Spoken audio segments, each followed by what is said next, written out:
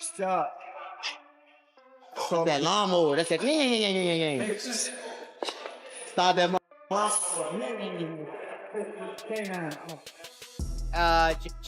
Jake Paul might be too big for him, or Tank might crack him. You don't know.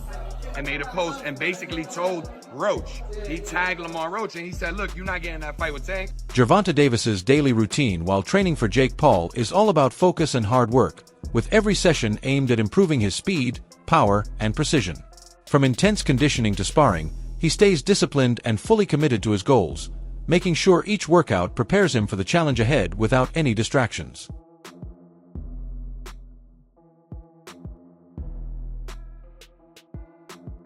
Rolly Romero's comments put the Jake Paul vs. Gervonta Tank Davis fight in perspective, emphasizing that Tank's legacy is safe no matter the outcome.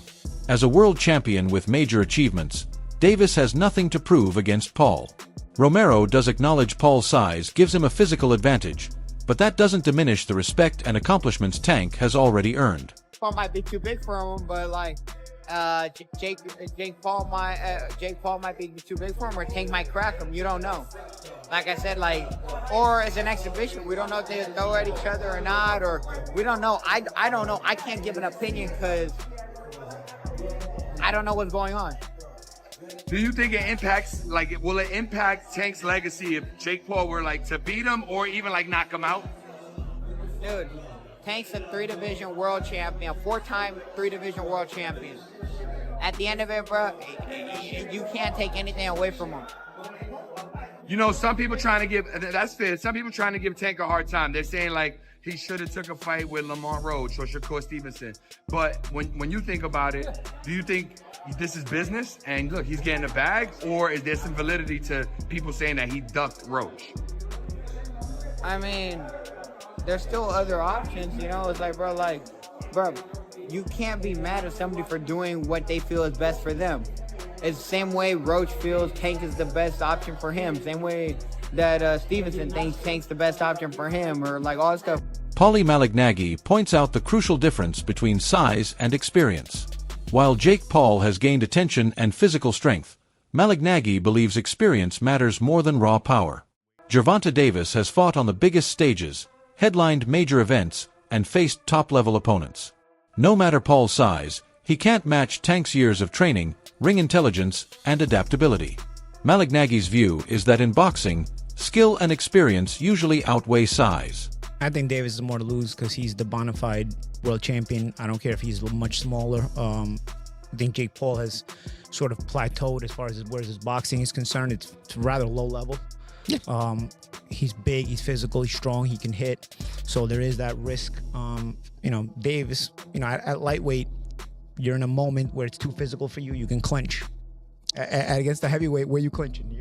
You ain't getting out of that corner just clinching anymore if you run out of space. You know what I mean? So it's interesting. But Davis, listen, there's a lot of talking points that I'm sure we'll get into when this gets closer to the fight. Davis can still punch at lightweight. Can he drop a heavyweight?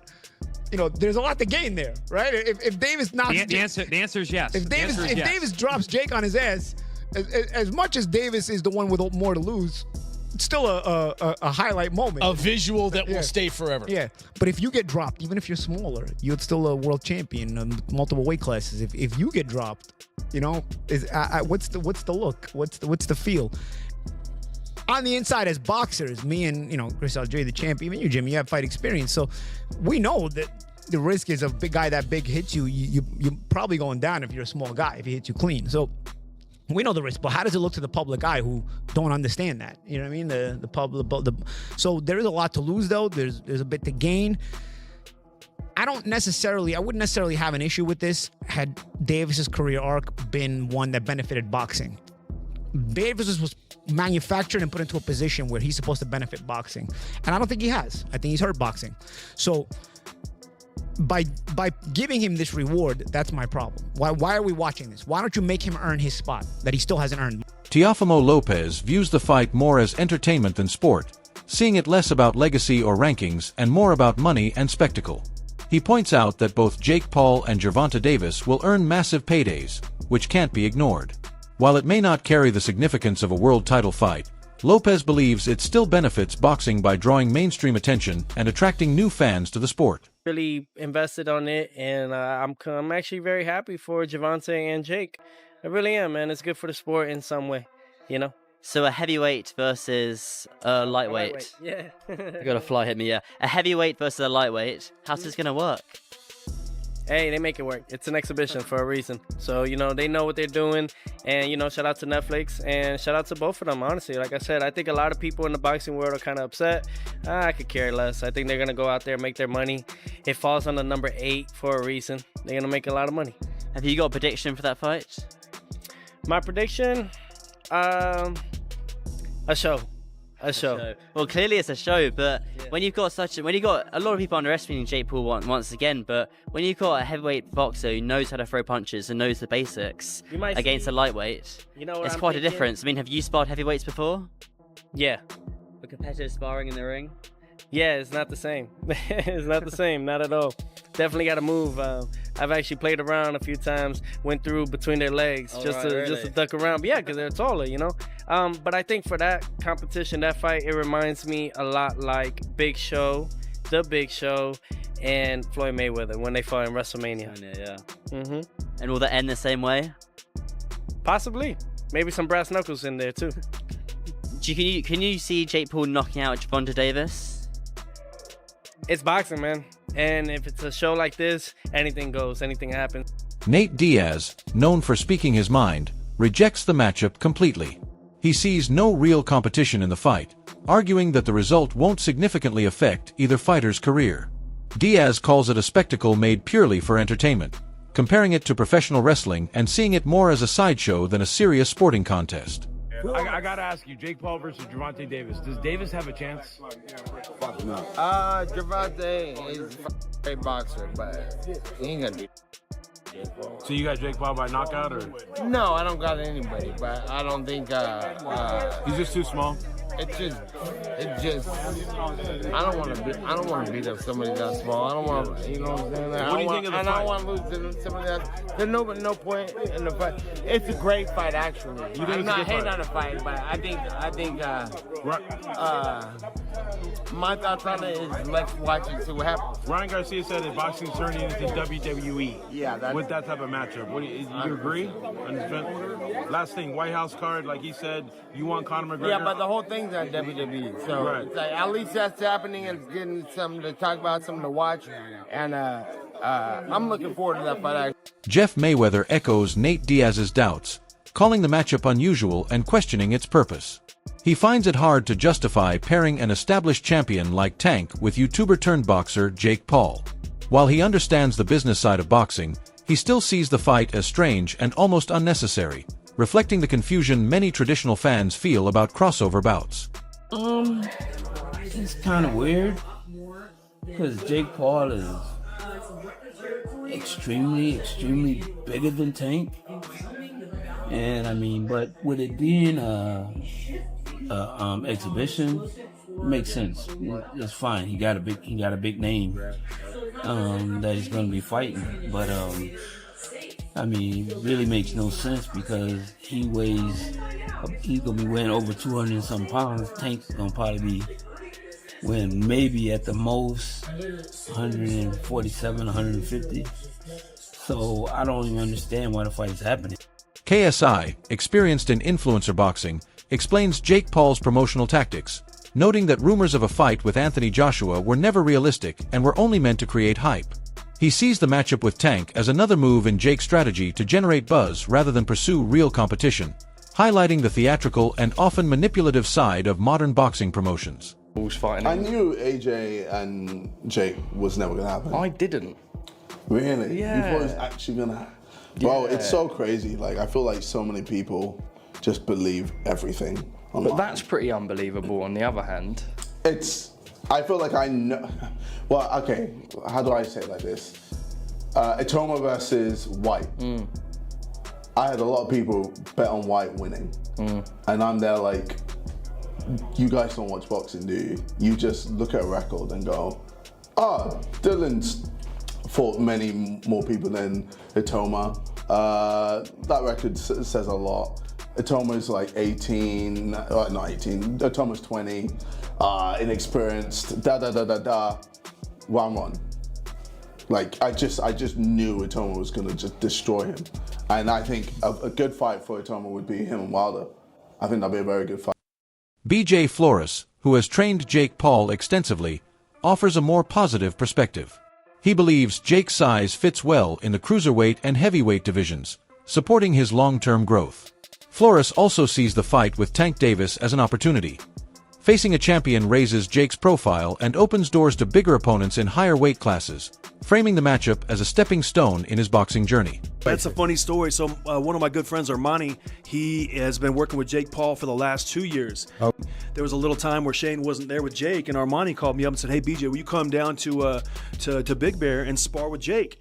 And I'm like, "You want me to spar with Jake?" I'm thinking to myself, you know what I mean? I'm like, yeah, he's beating up all his sparring partners. We come, I was like, all right. I mean, fine, I'll go down there and do it. I have been inactive. I haven't done anything for like 8 months. But I was like, okay, I'll go down there. So we spar a couple times. After that, they decided I was too big for him. And, it's better if we just, not do it.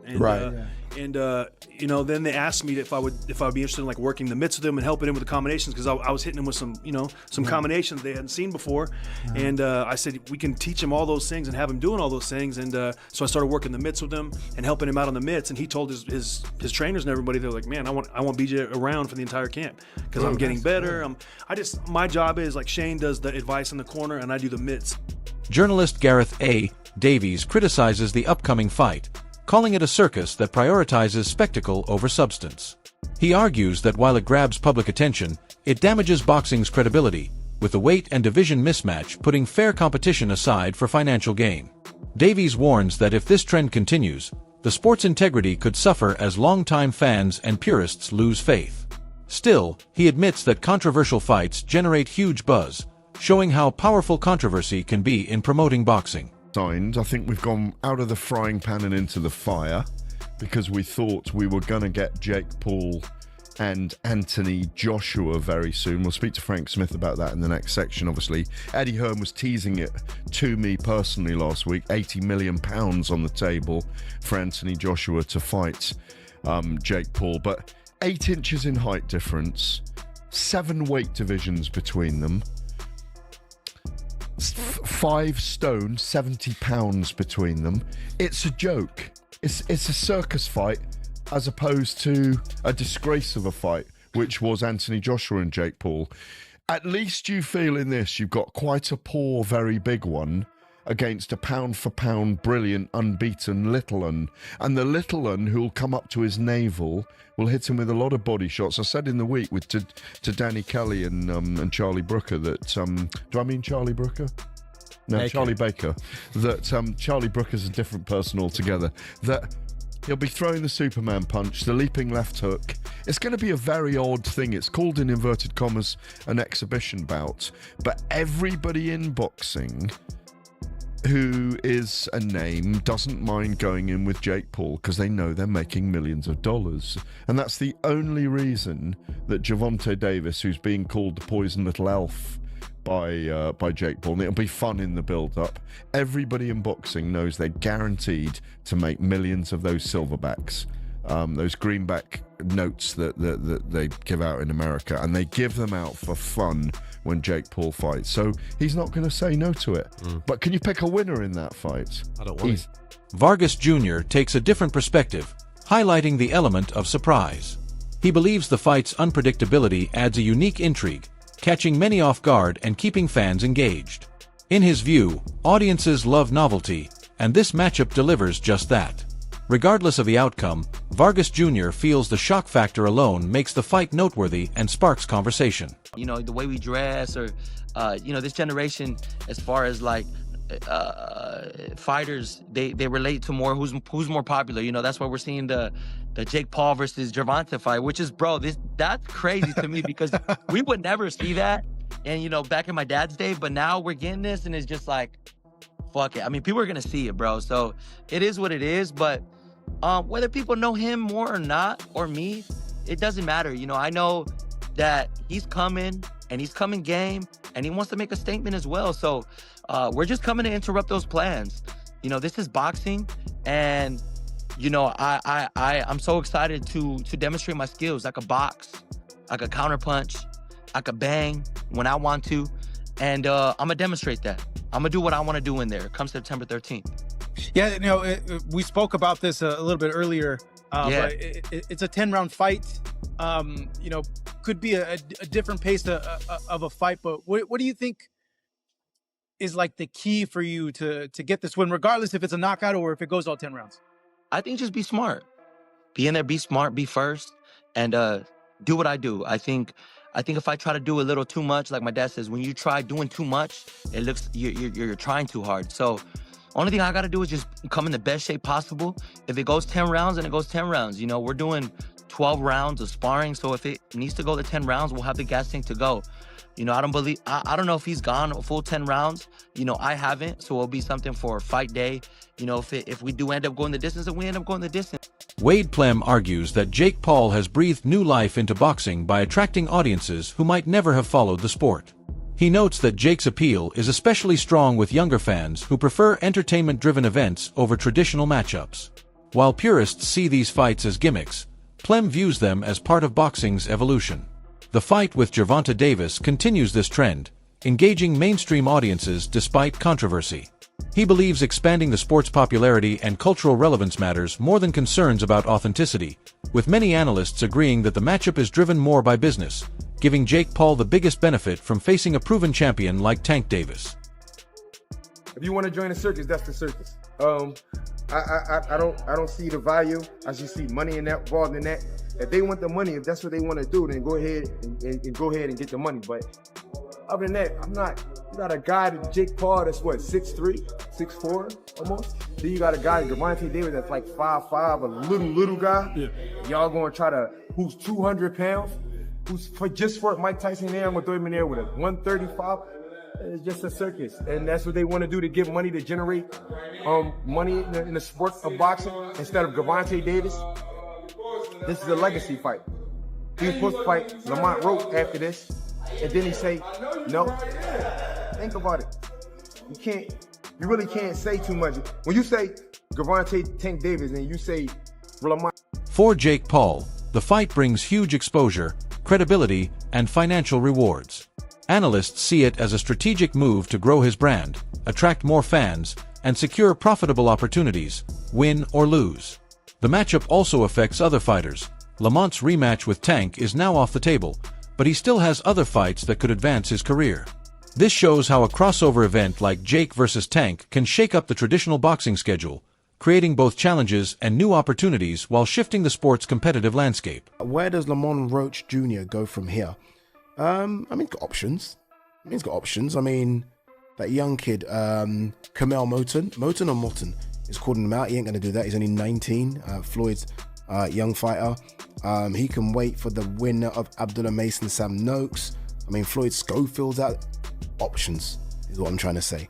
And then, look, does he want to go down a weight? Does he want to go down to super feather? Let's not forget, I think he's still a belt holder in that division. I mean, Shaki Foster's there. Stephen Fulton is now in the division. We saw Raymond Ford, on the weekend? Sorry, when was that fight? 2 weekends ago. So there are options out there. That's it for today's video. Stay tuned, and we'll catch you next time.